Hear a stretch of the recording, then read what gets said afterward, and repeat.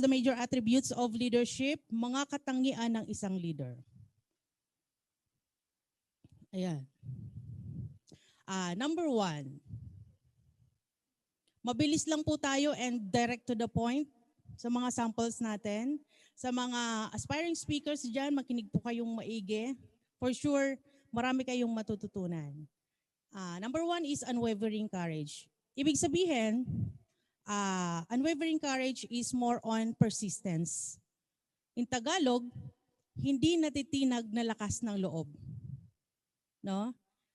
Kahit ina-attack ka ng mga kaibigan mo, ng mga kamag-anak mo, nag-full-time ka dito sa Empowered Consumerism, isa kang OFW, tinatawagan ka ng family mo, umuwi ka na dito. No? Dito ka na lang sa probinsya, bumalik ka na lang ng abroad. Yung mga anak mo, napapabayaan mo na. Kahit ganoon yung pagdadaanan mo, hindi ka nagpapatinag, hindi ka basta-bastang bumibigay. Nakikita nyo po yung picture na yan? Ano yung nasa slides? Born the Ships. May kwento po yan. Si Alexander the Great, nung panahon na yon, kasi nung unang panahon, para lumaki ang isang country, kailangan nila sumakop ng another country. So ang ginawa nung panahon, sina Alexander the Great, sinakop po nila yung Persia. Yun po yung Iran and Iraq. No? Nung time na yon, yung grupo ni Alexander the Great yung pinaka-high-tech na naval facility. Pero pagdating po nila doon sa lugar kung saan mangyayari yung gera, hindi nila in-expect na sobrang dami palang makakalaban. Kumbaga 100 yung kalaban nila, sila 10 lang. Anong sabi ng grupo ni Alexander the Great? Umatras na tayo. Uwi na lang tayo, mamamatay tayo dito. Ano sabi ni Alexander the Great? Humarap kayo sa laot. Ang hindi alam ng mga tauhan niya, yung mga ship nila, tinaniman ng bomba at pinasabog niya yun. Sinunog yung mga ship. Ibig sabihin, 2 na lang po yung choice nila. Ano yun? Number 1, mamatay. Number 2, mabuhay. Mamamatay sila kapag hindi sila lumaban. Para mabuhay, kailangan nilang lumaban. To cut the story short, the long story short, nanalo po sila. Kasi bakit? Yung galaw nila, yung laban nila, anong taya? Buhay nila. Ikaw, anong taya mo? Ginagawa mo yung empowered consumerism. Andito ka lang ba dahil nayaya ka lang ng barkada mo? O nandito ka dahil gusto mo magbago yung buhay ng family mo at ng mga taong naniniwala sa'yo? Walang makikreate na follower ang isang upline kung masyadong mahina yung loob mo. Ikaw ba, gugustuhin mo ba, Florita, mag-follow sa isang upline na napakahina ng loob? Daanan lang ng bagyo, bumibigay na. Gusto nang mag-quit. Laban. Kapag sinabing full-time, full-time. Kapag sinabing uwi, for good, for good. Tama ba? Alright. Number 2. Wow, self-control. Ayan, self-control is more on discipline. Hindi natin kayang i-control ang ibang tao. Kaya lang nating i-control or baguhin yung mga sarili natin.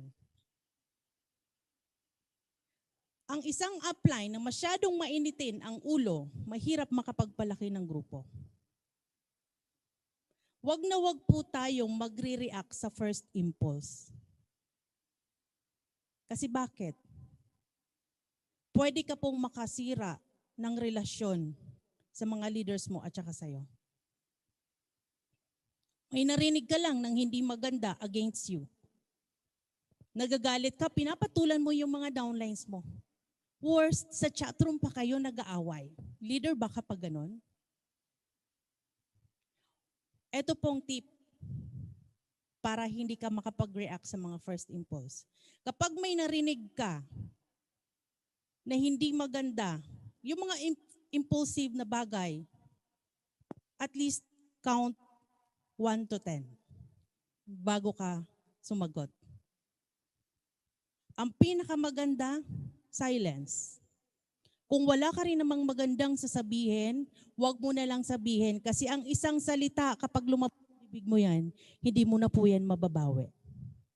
Yes or yes? Based on my experience, as outline, syempre, nangyayari talaga sa dami-dami ng ginagawa mo sa mga leaders mo na kabutihan. May magawa ka lang isa. Hindi tayo perfect. Hindi kayo perfect, hindi ako perfect. May mga pagkakamali tayo. May mga leaders talaga na ang matatandaan lang nila is yung mga pagkakamali mo. May nagawa ka isang mali. Nakalimutan niya na yung mga ginawa mong kabutihan. Normal po yun. Okay lang po yun. Intindihin mo po siya. Wag na wag ka pong pumatol, manahimik ka na lang. Kasi time will come, marirealize niya po yung ginagawa niya at sinasabi niya. Kapag siya po ay nagkaroon na rin ng sariling grupo. At kapag yun ay na-realize niya, okay ang relasyon ninyong dalawa. Pero kapag ikaw ay hindi nakapagpigil, pumatol ka, kahit na-realize niya na mali siya, hindi na okay yung relasyon niyo. Hindi na yan lalapit sa'yo kasi may lamat na kayo. Yes or yes? Alright. Sige, next tayo. Fair for all. A keen sense of justice. Justice. Ayan. Kambang walang fairness and justice, mahirap magpalaki ng grupo. Tama? Hindi mo po mawiwin yung respect ng mga leaders mo. Kailangan kapag nagpapalaki kang ng grupo, walang favoritism. Strong side man yan, pairing side man yan, wala ka paborito sa kanila. Fair lang po yung treatment mo sa kanila. Kapag may nagpatawag, may nag-invite sa'yo, mag-share ka sa grupo nila, kahit anlanganing oras yan, oras ng tulog mo yan, strong side mo man yan, pagbigyan mo yan. No? Tumanggi ka ngayon, strong side mo. Ngayon, tumawag yung pairing side mo, magpapashare. Alanganing oras, umuo ka kaagad. Anong mararamdaman ng mga leaders mo? Tama ba? Kapag nagpapalaki ka ng grupo, may mga issues. Siyempre, as upline, as a leader, kailangan mong ayusin yung mga sitwasyon sa ilalim mo. Make it sure papakinggan mo po both side. Hindi ka po makikinig sa isang side lang. Dapat dalawa and wala kang kakampihan. Kailangan gagawa ka or mag-iisip ka ng solusyon para magkaayos yung dalawang side. Yun po yung trabaho ng isang upline. Ang UEI po, may mga trainings, may payments, katulad po nito. Yung mga uplines, VA, Directors Club, may mga bayad po, nagbabayad po yan, wala pong libre. Ganun po ka-fair yung grupo natin. Alright? Okay, next po. Ayan. Definiteness of decision. Over here. No, this way. Magulo ba? Magulo ba si upline? Kapag ganun, ang isang upline, malilito yung mga leaders mo. Hindi mo alam kung saan ka pupunta. Paano susunod yung mga leaders mo kung isa kang magulong upline? Lideran lang. Sa umpisa, pwede kang makatsyempo, pwede kang swertehin. Pero after 1 year, 2 years, malalawgaw yung grupo mo. Kasi hindi definite yung mga decision makings mo. Malabo ka. Kailangan kapag nagde-decide ka, sure ka. Pinag-iisipang mabuti. Hindi pwedeng bara-bara. Tama? Pag nagpa-meeting, kapag ikaw ay may grupo na, may downlines ka na, 5, 2, 3, nagpapa-meeting ka. Kailangan meron kang fixed na oras at fixed na araw. No? Kapag nagpatawag ng meeting, hindi ka po basta-basta nagpapa-apekto sa mga emergencies. Diba? Nagpa-meeting ka Wednesday, 3 p.m. Ngayon, 2 hours before the meeting, bigla kang nag-cancel or nireschedule mo. Malinaw na sinira mo yung schedules ng mga ka-meeting mo. Hindi lang po ikaw ang may pa-meeting or may schedule. Kailangan matuto tayong rumispeto sa oras ng ibang tao. May ka-date ka lang pala. May kausap ka lang pala. Hindi emergency yun. Di ba? Magki-claim ka pala. Meron po tayong 24 hours. Bakit sinasabay mo pa sa pang-meeting mo or sa pang-meeting, apply mo? Maraming oras. Basta may pang-meeting, drop everything. Alright? Okay. Sige, next tayo. Ayan, definiteness of plan. Sa tingin mo, kapag ganyan yung sinasakyan mo, may patutunguhan ba yan? Parang wala, no? May patutunguhan ba yan, Shaina? Malabo. Mapapagod ka. Dapat, meron kang goal. Sinusulat mo sa papel. Mas maganda sinusulat po. Sinusulat mo ang goal mo sa papel at pinagpaplanuhan at tinatrabaho. Very powerful po na sinusulat mo yun sa papel. Kasi katulad ko na lang po, galing po ako sa old offline elite. No? Galing po ako doon. Yung sabi ng mga deans namin, sina Upline RTD, ayan, sina Upline Merl, pinapasulat po nila yung goals namin. Detailed po yun detailed. Pinapasulat sa papel and nilalagay po namin sa wallet. Okay?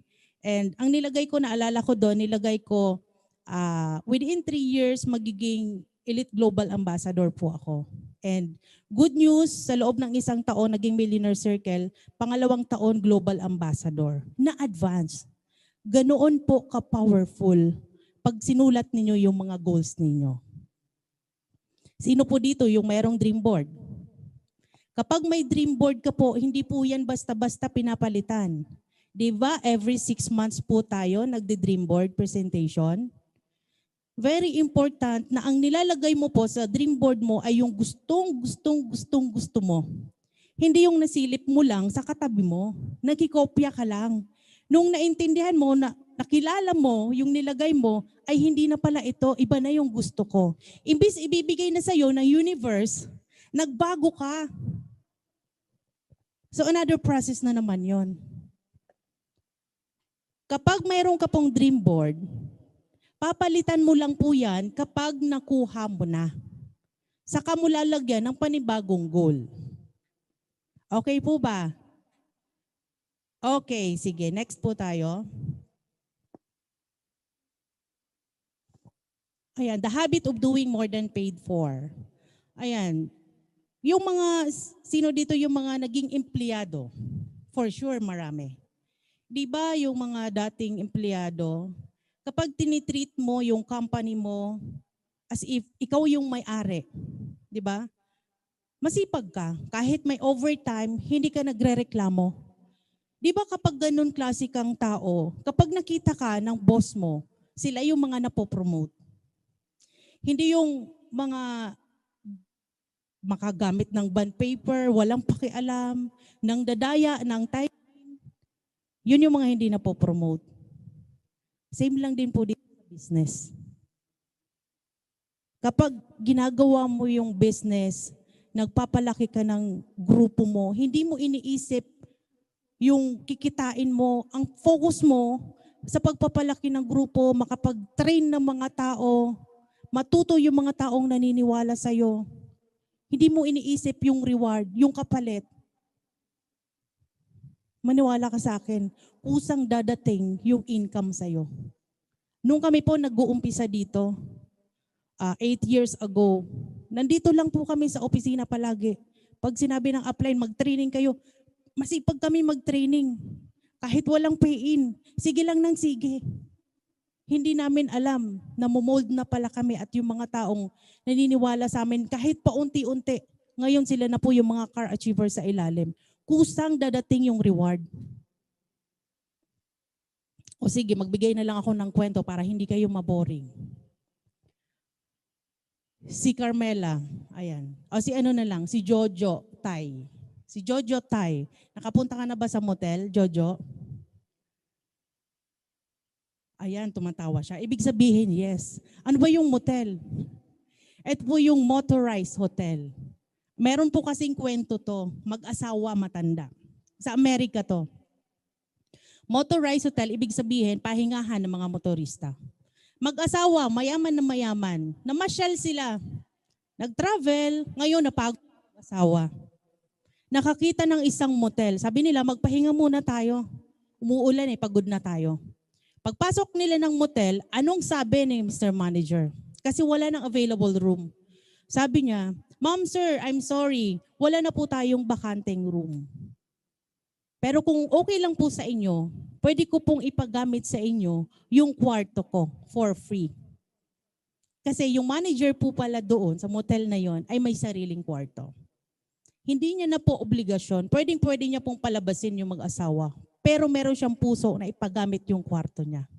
Natuwa naman po yung mag-asawa. After a week, tumawag po yung babae na matanda. Tumawag siya. Anong sabi niya? Mr. Manager, bumili ako ng hotel at ipinangalan ko sa'yo. Kasi yung attitude mo, pang may-ari ng hotel, hindi pang manager. Imagine, nag-expect ba siya ng kapalit nung nag-share siya ng room niya? Hindi. Kaya kung ikaw yung tipong tao na ginagawa mo yung business, hindi ka nakatingin sa pera, nakatingin ka lang, nakafocus ka lang doon sa pagpapalaki ng grupo mo, sa pagtuturo doon sa mga grupo mo. Ang purpose mo, mapagbago mo yung buhay ng mga taong naniwala sa'yo. Believe me, magiging successful ka po dito. Okay. Next.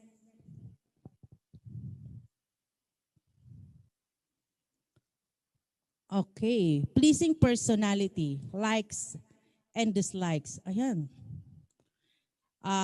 Marami po itong subtopic sa ilalim. Pleasing personality is the sum total of one's mental, spiritual, and physical traits. Okay. Sa pleasing personality, ito yung ikaw yung tipong tao na magaang kang kasama. Kapag kaharap kita, totoong tao ka. Kung ano ka sa harapan ko, pagtalikod ko, at pagtalikod mo, ganun pa rin yung sinasabi mo. Ganun pa rin sa paningin mo. Masarap kang kasama kapag ganun ka. Alright? Okay. Anong number 1?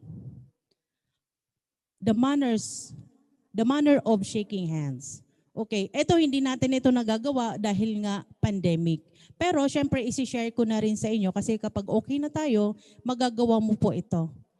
Ang unang step is look straight into the eye. O di ba? Mayroon kang kakilala, may ina-approach ka, tingin ka kaagad sa mata niya and smile.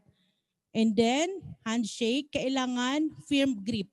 Hindi po pwede na kapag nakipag-handshake ka, parang ayaw mong ilapit yung mga daliri mo. Kasi parang nakaka-offend po yun sa ka-handshake mo. Feeling niya nang didiri ka sa kamay niya. Tama? Or masyado namang matigas. Death grip ang tawag doon. Ang tigas, parang gigil na gigil ka. Matatakot naman po yung ka-handshake mo.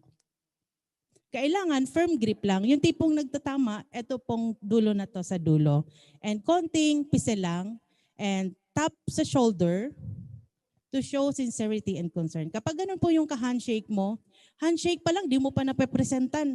Ina agad eh. Gusto mo ba yung ganon, Shaina? Okay, sige. Next. Ayan, clothing and posture of the body. Okay, this is very important, no? Hindi lang nung offline pa tayo. Napaka-importante din ito, lalo na ngayon. Kapag may leadership training ba, ano ba yung itsura mo? Nakabihis negosyante ka ba? Wow, si Joanne Rodriguez, ang ganda ng damit mo. Wow. Si Ramon, napakagwapo. Ayan, si Dean Janet Mauhay, ang ganda-ganda niya ngayon. Ayan, Frederick. Wow.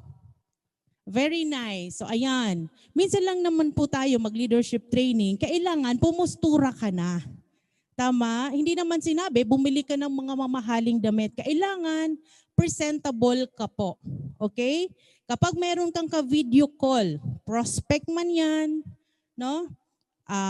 Downline mo man yan, kapag meron kang kausap, maano ba naman, umayos ka ng damit. Online na tayo, di ba? Half lang naman eh. Hindi naman na kailangan magpantalon, palda, or sapatos. Yung pangtaas mo man lang, paghandaan mo kapag meron kang kausap.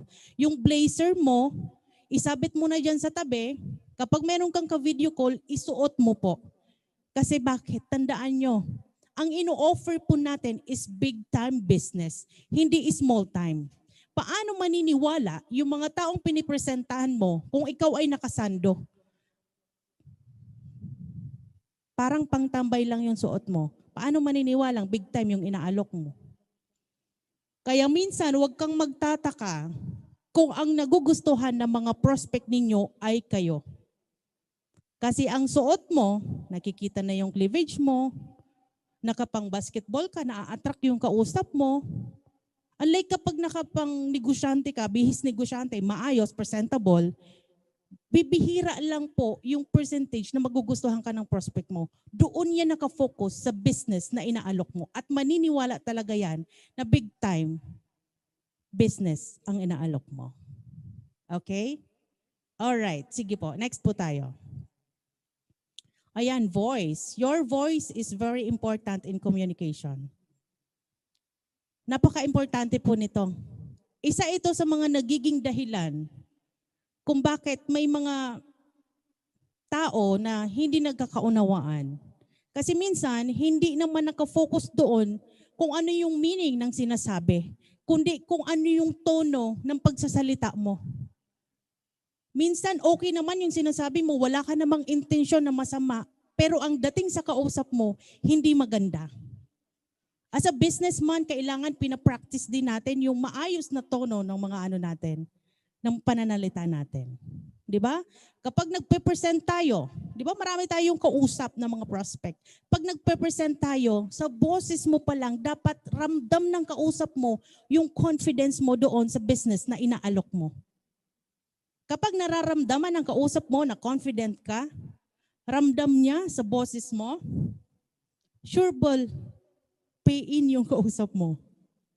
Tama? Okay, sige, next. Tact is the ability to make a person see lightning without letting him feel the bolt. Okay, kapag lumalaki yung grupo natin, syempre, may mga leaders tayo, hindi maiiwasan. May mga leaders tayo na out of focus. Yes or yes?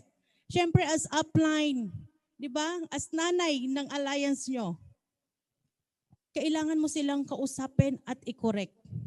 Kapag naliligaw ng landas yung mga anak natin, kailangan natin ibalik sa tamang daan. But make it sure, kapag kinakausap mo, yung mga tao mo, yung mga anak mo, yung mga downlines mo, hindi mo sila masasaktan. Ang mararamdaman nila is yung concern mo sa kanila, na gusto mong mapabuti yung mga tao sa ilalim mo. Hindi yung parang pinapagalitan mo, nararamdaman niya na ayaw mo sa kanya. No? Di ba? Ito nga po yung sabi niya, to make a person see lightning. Ibig sabihin, kidlat. Makita yung kidlat without letting him feel the bolt nang hindi siya nakukuryente.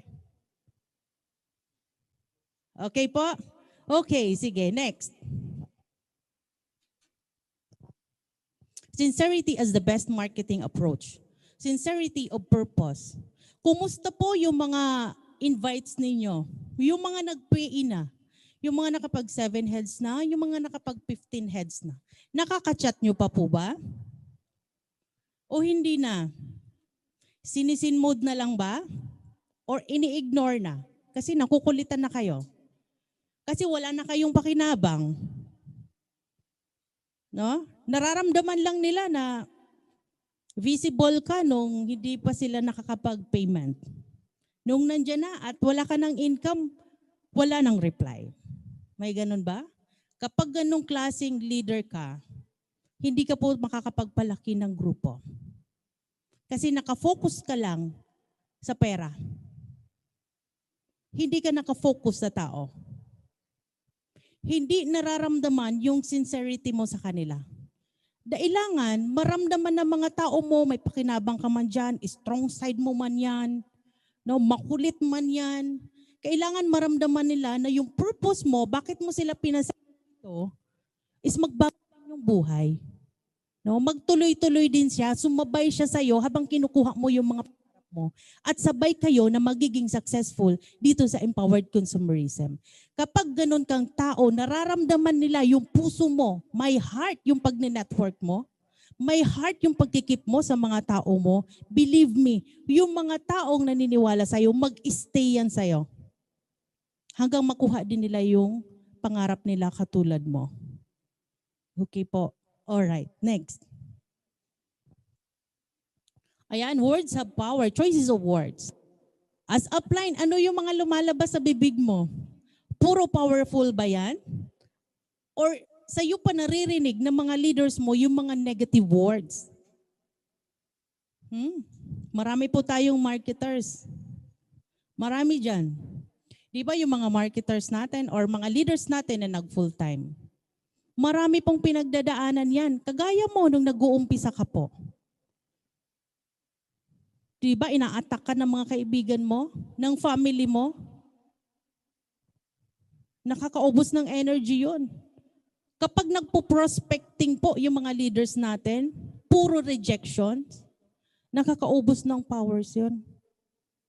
Ang role natin as upline is i-lift up yung mga downlines, hindi i-down. Imbis ganahan yung mga downlines natin, nangihina lalo kasi yung lumalabas sa bibig mo hindi powerful. Sinabihan mo hindi ka yayaman kasi hindi ka man nakakapag-reserve eh. Wala ka mang napipiin. Congratulations, hindi ka rin yayaman kasi downline mo yun eh, damay ka. Tama? Mga full-timers, mga baguhan. Di ba, pag nag-i-start po kayo, pag nag-i-start tayo, normal, nasa process tayo. Marami tayong pagdadaanan. Mahirap talaga, may mga mahirap na mga challenges. Dapat, dumidikit ka po doon sa mga upline, sa mga coaches, mentors. Doon po kayo dumidikit para powerful po yung makuha mong mga motivations. Dumidikit ka sa kabatch mo lang din. Nahihirapan din yan. Nagsabi ka, nahirapan ka. Yung katabi mo, oo nga, ang hirap, uwi na tayo. Anong mangyari? Uuwi na lang. Dumikit ka po doon sa uplines mo para powerful. Kasi bakit? Kapag positive yung lumalabas sa bibig mo, positive results. Kapag negative, negative din po yung resulta. Okay po? Okay, sige, next po tayo. Poise. Alright. May mga kanya-kanya tayong sitwasyon sa buhay. Pero as a leader, syempre, kailangan binabantayan natin yung mga poise natin. May sitwasyon ka, may pinagdadaanan ka. Nandyan yung downlines mo, yung leaders mo. Nakamukmuk ka lang sa isang sulok. Yung mga challenges po na pinagdadaanan natin, dapat ginagamit mo po yan yung nagsisilbing fuel para lalo kang ganahan, sipagan dito sa empowered consumerism, dito sa negosyo natin. Hindi yan yung magiging reason bakit titigil ka at manghina ka. Yan kasi yung mga nagiging problema ng mga nawawala dito. Yung mga challenges, sitwasyon sa buhay, yun yung nagiging dahilan kaya nawawala at bumibigay sila dito. Unlike doon sa mga naging successful, no? Sa mga nagiging successful, sila po yung mga ginamit na instrumento, yung mga challenges sa buhay na gasolina para lalong umarangkada at magmomentum dito sa business na to. Tamang gamit ng mga sitwasyon sa buhay para yung point mo maayos pa rin. Sa harapan ng mga leaders mo, maayos yung poise mo. Sa harapan ng mga prospect mo, maayos ka. Hindi nila nakikita na may mga pinagdadaanan ka. Tama po ba? Tama ba, Jonalyn Paz? Okay, sige, next.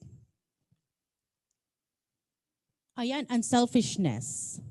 Okay, as a leader, nag-share ka po ba sa mga downlines mo?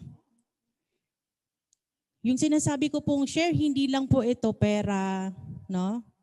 Hindi lang po ito pagkain. Knowledge po ay pwede mong i-share. Hindi pwede. Dapat i-share. Trabaho or obligasyon mo po i-share yung mga knowledge. sa mga downlines mo. Obligasyon mo yan. The moment nakapagpasali ka ng tao, baguhan, trabaho mo po, i-share yung mga natutunan mo dito sa empowered consumerism. Hindi ka pwedeng tamarin. Ginulo mo po yung buhay ng leaders mo. No? Inaway ng downlines yan, ng asawa yan, para makasali dito sa empowered consumerism. Kaya ikaw as upline, tsatsagain mo po yung leaders mo, naturuan mo. Pagpupuyatan mo po yan. No? Hindi pwede ikaw lang yung magaling. Ikaw lang yung marunong sinasarili mo. Kasi mapapagod ka po. Mahihirapan ka magpalaki ng grupo kung ang magaling ay ikaw lang. Paano kapag ikaw ay napagod? Titigil ka na rin. So useless din yung kasipagan mo. Ikaw lang yung marunong, yung grupo mo hindi. Tama? Kapag kumita ng konti, pwede ka magpakain sa grupo mo. Sino ba yung source? Sila rin naman. Kumita ka ng 1,800, 50 pesos. Masayang-masaya na po yan.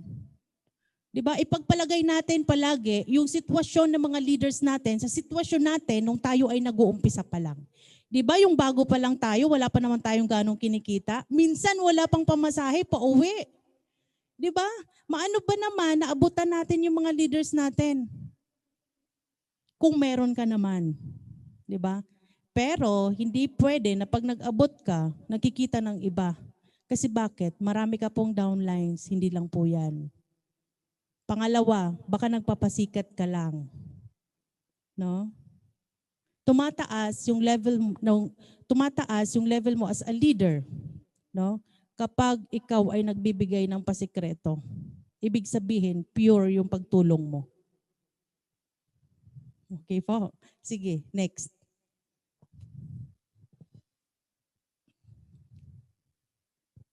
Ayan, facial expression. Nasa multi-level marketing tayo, very important na yung facial expression mo is palagi kang nakasmile. Paano ka lalapitan ng mga blessings kung ikaw ay nakasimangot? Yan po yung mga lapitin ng mga blessings na nakangiti. Yung mga nakasimangot, yung nakakunot yung noo, yan po yung tilalayuan ng mga blessings. Tingnan mo yung smile ni Sir Jojo. Yan, nilalapitan ng blessing. Tingnan mo bukas may magpapadala dyan 7 heads. Nakasmile siya may blessings. Kaya huwag kayong magsimangot, baka tatalbog yung blessings, pumunta dyan sa katabi ninyo. Ha? Smile kayo. Tingnan mo yung katabi mo kung ikaw ay may katabi at ngumiti ka. Para bukas may blessings. Alright. Yan, ang sarap tingnan kapag nakasmile. Ang dali-daling i-approach. Wow, ayan si Flora, nakasmile. Ang sarap tingnan. Catherine, ayan, Balazarte, nakasmile. Wow, okay. Thank you, Prof. Bry. Next topic. Ayan, dominating thoughts. Yung mga naiisip mo ba? Very powerful po yan Naiisip mo na ba yung pwedeng mangyari sa'yo dito sa empowered consumerism? Naiisip mo ba na yung mga bago, naiisip mo ba 3 years from now, you're driving your own car? 3 years from now, Millionaire Circle ka, global ambassador? 5 years from now, yung buhay ng mga Hall of Fame ng AIM Global, ng Empowered Consumerism, buhay mo na rin. Yung kinikita ni RTD, kinikita mo. Nagda-drive ka rin ng sports car. Naiisip mo ba yon? Or hindi? Kasi yung iba naiisip, hindi ko yata kaya Uuwi na lang kaya ako, kaya yun yung nangyayari. Ingat-ingat po tayo sa mga iniisip natin. Kasi kung ano yung naisip mo, yun po yung nangyayari sa'yo. Very powerful po yan. Proven and tested po yan. Ako naisip ko dati, magkakaroon ako ng malaking grupo, magkakaroon ako ng sasakyan. Di ba? Nangyari. Yung mga nakikita nyo po ng mga uplines, yun po yung naisip nila. Hindi nila iniisip yung mga negative na pwedeng mangyari sa kanila. Yun po yung iniingatan namin. No? Wag na wag mo pong iisipin na hindi mo kaya. Kaya mo. Imposibleng hindi. Kung kaya ng iba, mas kaya mo. Lakasan mo yung loob mo. Positive lang. Okay? Sige, next po. 100%. Okay. Enthusiasm. Ayan, you are a 10, we need you about a 7. Okay, yung energy level natin dito sa business is very important. Pero kapag sobra, hindi rin po maganda. Sabi, out of 10, kailangan 7 lang. No? Sino dito yung nakakita na ng lampara? Di ba ang lampara, kapag ang lampara ay sobrang lakas ng apoy, hindi na inaabot ng liwanag, nauubos na po yung gas. Malakas sa gas yun. Same lang din dito sa business. Kapag pasok mo, sobrang ingay mo, excited ka, napaka-gaslaw mo, napaka-ingay mo, 2 months lang nawawala nasobrahan. Kapag sobrang hina din ng lampara, konti lang yung apoy, ang tagal makarating sa finish line. Dapat yung saktuhan lang, hindi sobrang ingay, hindi rin tahimik. Yung tama lang. Okay? Alright, next. Honesty. Ayan, honesty is the first chapter in the book of wisdom. Honest ka ba with your words and action? Kapag tinatanong ka ba ng uplines mo, kapag may meeting, no, may bilog-bilog, tinanong ka ng upline mo, ilan yung reserve? Di ba, paikot yan. May 15 pala, anong date ngayon? 23. Ilan yung reserve mo? May 30 ka na ng reserve. Wow, very. Pero pagdating ng katapusan, wala namang pay-in. Parang imposible po yun. May 30 reserve, tapos pagdating ng katapusan, walang pay-in, very impossible. Kanino ka nagsinungaling? Kay upline?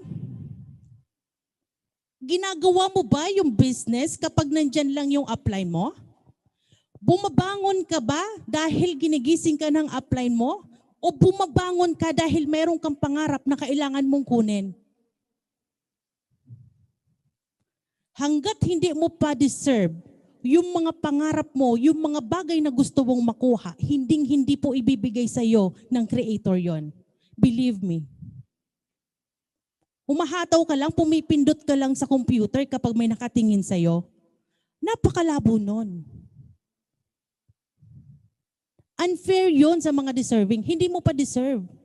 Pero kapag deserve mo na, kahit hindi mo hilingin, kusang ibibigay sa iyo yung blessings na nararapat sa iyo. Yes or yes? Yes. Okay, next. Ayan, magnetism. Oh, ikaw ba yung tipong upline na namamagnet mo yung mga downlines mo? Ito yung kanina, likes and dislikes. Ayan. Namamagnet mo ba yung leaders mo? O kapag nandyan na si upline, nagpupulasan yung mga leaders, uy, nandyan na si upline, tara na, takbo. Ikaw, saan ka doon? O pag nandiyan ka na, parang mga linta yung mga leaders mo nakadikit sa'yo. Kapag ayaw ka ng downline mo, normal, tayo mga tao, may mga hindi tayo gusto. Isa, dalawa, it's okay, normal yon. Pero kapag yung mga buong grupo mo ang maayaw sa'yo, something wrong. May ginagawa ka na hindi tama. May leadership na hindi mo nasusunod, nagagawa. May attribute ka na hindi nagagawa. May hindi magandang katangian. Kahit po apply na tayo, nagpapamentor pa rin po tayo. No? Kasi minsan, akala ng mga uplines, earner na Akala nila lahat tama na yung ginagawa nila. Even kami po, mga matagal na dito, 8 years na po ako sa Empowered Consumerism. Nagpapamentor pa rin po kami kina uplines. And dapat, pag nagpamentor ka, doon po sa tao na mayroong resulta at kilala ka. Para alam yung i-advise sa'yo or i-mentor sa'yo. And syempre, kailangan willing ka rin i-accept yung mga sinabi niya or mag-adjust. Kasi minsan, ang gusto lang pakinggan ng mga leaders is yung gusto nilang marinig. Yung ayaw nilang pakinggan, hindi nila alam, yun na lang pala ang kulang para mag-momentum sila. Tama ba? Magpa-mentor tayo para ma-magnet natin yung grupo natin. Kapag dumasama sa atin, dumidikit yung mga leaders natin, kapag may mga ideas ka na gustong ipa-implement, makikipagtulungan sa'yo yung mga grupo mo. Tama? Mas mabilis lumaki yung grupo mo kapag sumasama sa'yo na ma-magnet mo yung mga downlines mo. Okay po? Okay, sige. Next po. Ayan. Sympathy and understanding. Kapag walang simpatiya, hindi mo po mauunawaan yung mga downlines mo. Kailangan, para maunawaan mo po yung mga downlines nyo, dapat pinapakinggan po natin yung mga sitwasyon ng mga downlines natin. Inaalam din natin yung sitwasyon nila. Hindi yung lumalapit yung downline mo, lumalayo ka. Kasi bakit?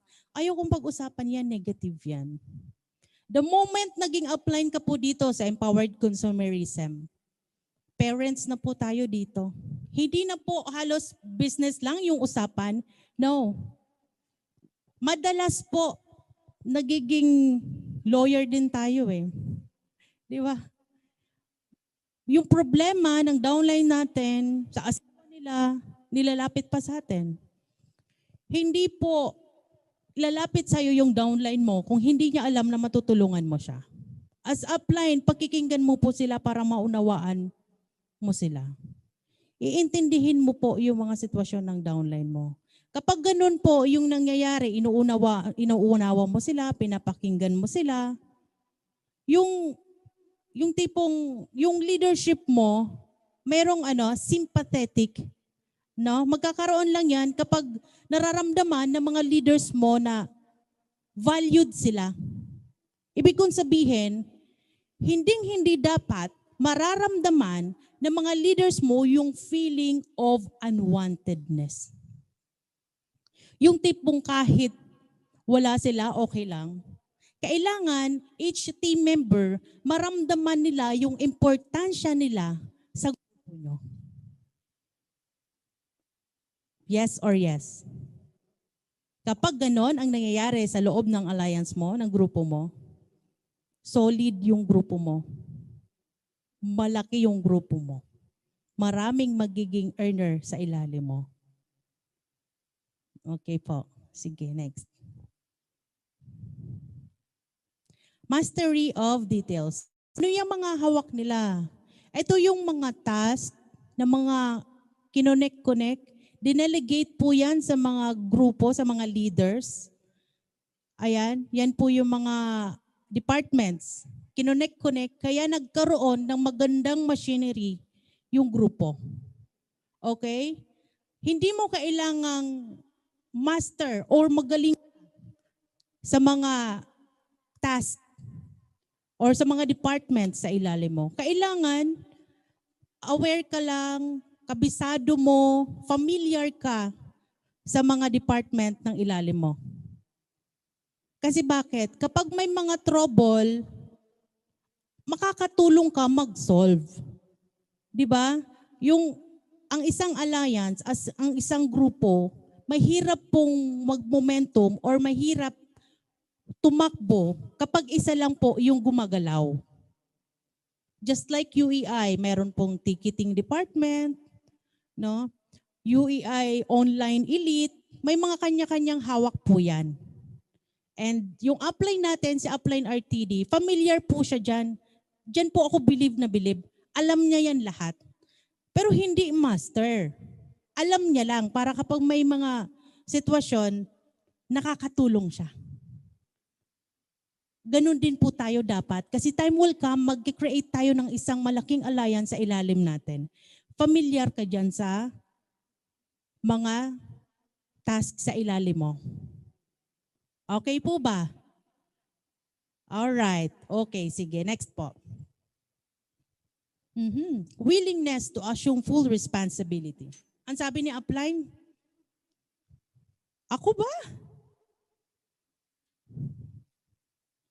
Siya kaya? Upline ba yun kapag ganon? Upline ba kapag ganyan? Mahilig mag-blame? Mahilig manise? As a leader, kailangan willing ka mag-assume ng responsibility sa ilalim mo. May sitwasyon, may trouble yung grupo mo. Tumatakas ka. Leader ba kapag ganon? Nawawala si upline eh. In times of victory, ang totoong leader, shadow lang yan, nasa likod yan. But in times of trouble, nag-assume ng full responsibility yung upline. Ako ang may kasalanan. Diba? Kapag may sitwasyon, nagkagulo sa isang department, ako may kasalanan kasi hindi ako naglagay ng tamang tao doon. Kasalanan ko yun. Pero kapag nagbunyi, may victory yung grupo ko, ang iaharap mo dapat, i-frontline mo, is yung mga leaders mo, hindi ikaw. Kaya bangan na yun, kapag ikaw yung nagbibida-bida, lider-lideran kapag ganun. Tama ba? Alright, next.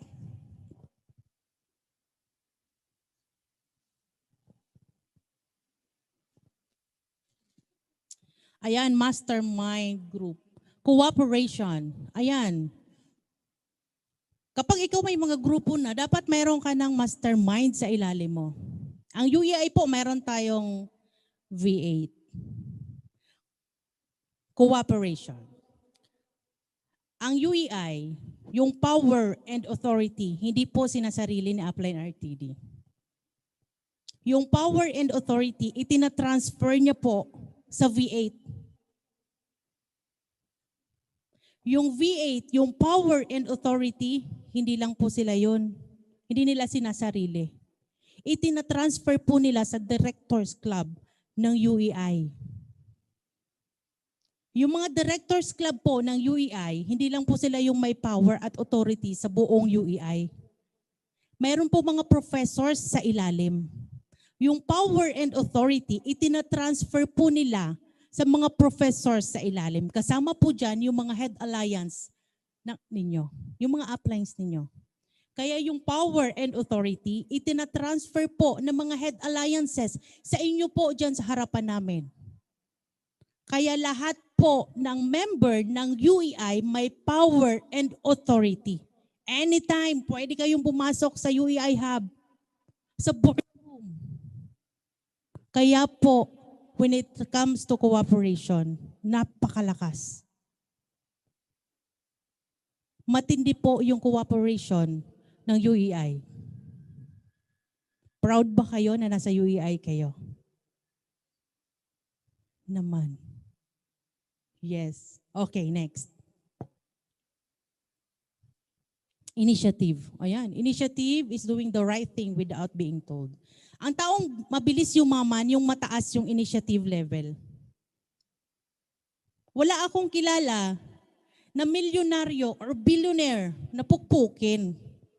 Gusto mong yumaman, binubuhat ka pa dyan sa higaan ng upline mo. Alam mo na the moment pumasok ka sa empowered consumerism, tinuruan ka na, step by step, ano yung gagawin. Pinupukpok ka pa rin. Pero gusto mong yumaman, salita lang yon. Pero hindi niya talaga gusto. Di ba? Hindi niya gustong-gusto. Nagkukunwari lang yan. Hindi ka na bata. Gusto mo palang yumaman eh. Ang bata ba, kapag inutusan ng nanay, bumili ng suka sa tindahan. Sabi ng nanay, punta ka doon kay Aling Neneng, bili ka ng suka. Sige nay, hapon na wala pa yung bata. Bakit? Hindi siya nagkaroon ng initiative maghanap ng ibang tindahan, maghanap ng suka, nakipaglaro na sa mga kaibigan. O ikaw, bata ka ba? Hindi na. Alam mo na yung gagawin eh. Magkaroon ka ng initiative, ikip yung grupo mo. Kapag may mga tickets na kailangan bayaran, bayaran mo. Hindi yung pag tinanong ka ng upline, ilan yung attendees mo sa BMS? Hindi ko alam, upline. Leader ba pag ganon? Malayo pa. Ang layo mo pa kapag ganon klaseng tao ka. Taasan mo yung initiative level mo.